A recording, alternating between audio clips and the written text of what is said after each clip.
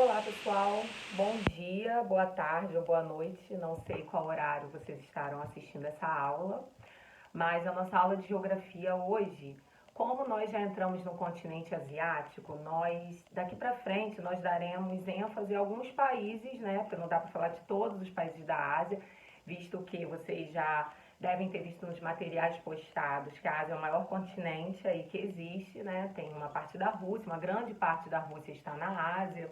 Temos a China, a Índia, países de grande extensão territorial e também com um número de população bem grande, né? A China é o maior país, o país mais populoso, o país mais populoso do mundo.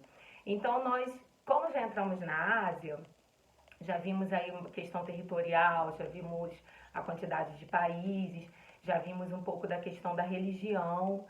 Hoje nós vamos dar ênfase a alguns países que nós vamos ver, falar um pouquinho mais daqui para frente. E o primeiro país que a gente vai falar é o Japão, né? Japão aí é a terra do sol nascente, com uma cultura belíssima, uma história bastante interessante, bastante rica, certo? Então nós vamos ver primeiro as principais características naturais do Japão. O Japão é um arquipélago, né? Ele é composto por 4 maiores ilhas e mais de 3.000 ilhas menores. E tudo acontece nessas 4 ilhas maiores. Tudo acontece quando eu falo o quê? Tudo acontece relacionado onde as pessoas estão, onde eu tenho as maiores cidades, onde eu tenho a questão da agricultura, que a gente vai ver que o Japão tem uma agricultura muito grande aí de arroz, né, nos seus campos alagados, enfim. Essas 4 grandes ilhas têm uns nomezinhos um pouco complicadinhos, mas a gente não vai se ater ao nome. Eu vou falar o nome delas só para vocês saberem aí, né? É Honshu, Hokkaido, Kyushu e Shikoku. Então, ou seja, essas são as 4 maiores ilhas do Japão. É onde a vida acontece, né? Onde tudo gira aí. E eu tenho mais de 3.000 ilhas menores. Algumas têm alguma atividade e outras não. O território do Japão ele é pequeno. Se a gente for comparar o Japão com o Brasil, por exemplo, nós vamos ver que, né, cabe muitos cabe um número muito grande de Japão dentro do Brasil. Para vocês terem ideia, o território japonês ele é um pouquinho maior que o estado do Mato Grosso do Sul, aqui no Brasil. Então a gente vê que um país, Japão, é equivalente ao tamanho de um dos estados do nosso Brasil. Ele se localiza no encontro de placas tectônicas, né? Então isso explica muito essa questão instável, que a gente sempre está sabendo, verificando, noticiando aí tsunamis, vulcões, terremotos, ou seja, ele está numa das áreas mais instáveis da Terra, onde eu tenho essa movimentação, porque a gente sabe que a Terra é dinâmica, ela se movimenta. Ah, são em todos os lugares do mundo, Letícia? Não, não são. Alguns locais são mais estáveis, alguns locais estão nas extremidades dessas placas tectônicas, outros já estão mais no centro, outros já não têm essa movimentação porque o relevo é muito antigo, ou seja, é igual o que acontece no Brasil. A gente não vê o Brasil ter uma quantidade de terremotos igual tem lá no Japão, visto que o nosso país ele está em outra parte dessa parte de placas tectônicas. Ele não está aí no encontro, ele está mais no centro. Então a gente não tem essa movimentação. E o Japão ainda faz parte ali desse Oceano Pacífico. O Oceano Pacífico é onde eu tenho os maiores números de terremotos, de vulcões ativos aí da Terra. Então é uma área muito instável do planeta. Ou seja, então você vi que o Japão tem 4 grandes ilhas, está no encontro de placas tectônicas, e isso caracteriza essa questão de um número maior de terremotos, vulcões e tsunamis. E agora eu quero também falar que aproximadamente 70% do território japonês é constituído por montanhas. Isso dificulta muito a questão da agricultura e até da permanência das pessoas. Só que, por outro lado, a preservação da cobertura vegetal no Japão ela é muito preservada por conta disso. Então, ou seja, quase todo o território japonês, que não é grande, é pequeno, ele está em partes montanhosas. Será que a vida se desenvolve nessa parte montanhosa ou todas as atividades do Japão estão na parte de planície? Nós já vamos chegar lá já já.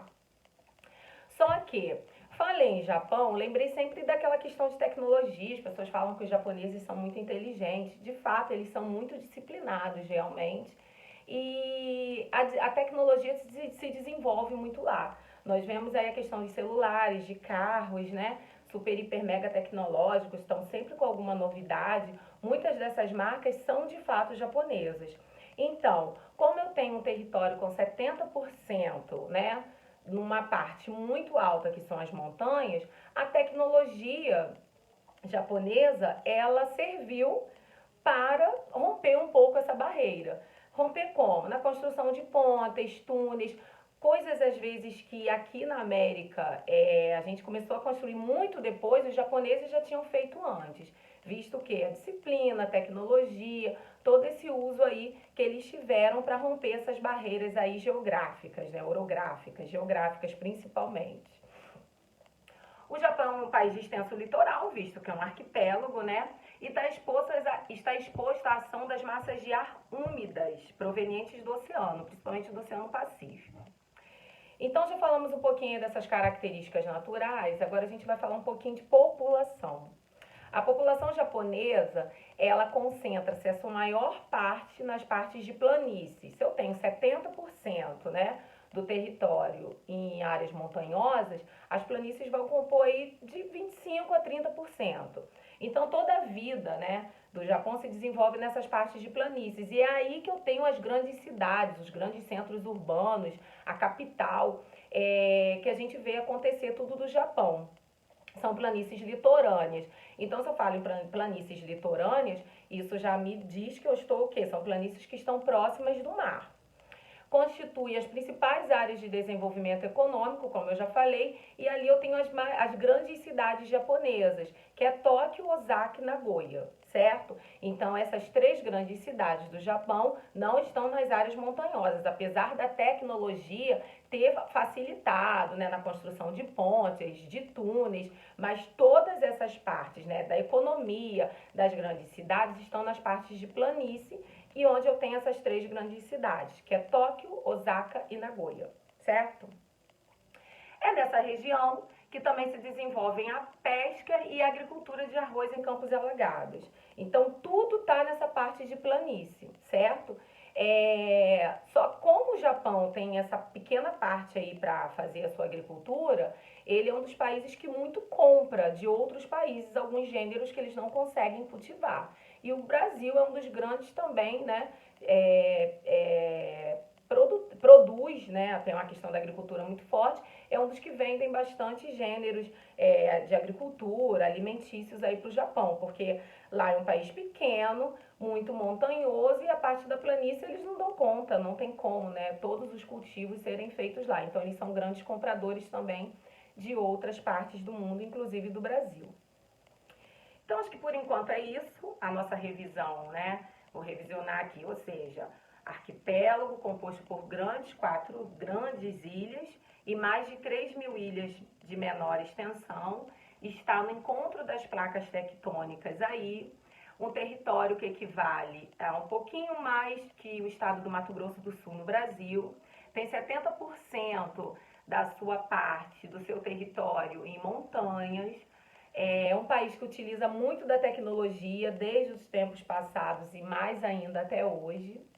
É um país de extenso litoral, muito influenciados pelas massas de ar úmidas, então a gente já vê que lá é um país que não tem esse frio, né, que a gente vê às vezes em outros países da Ásia, não que não tenha, né, mas não tem essa característica tão forte.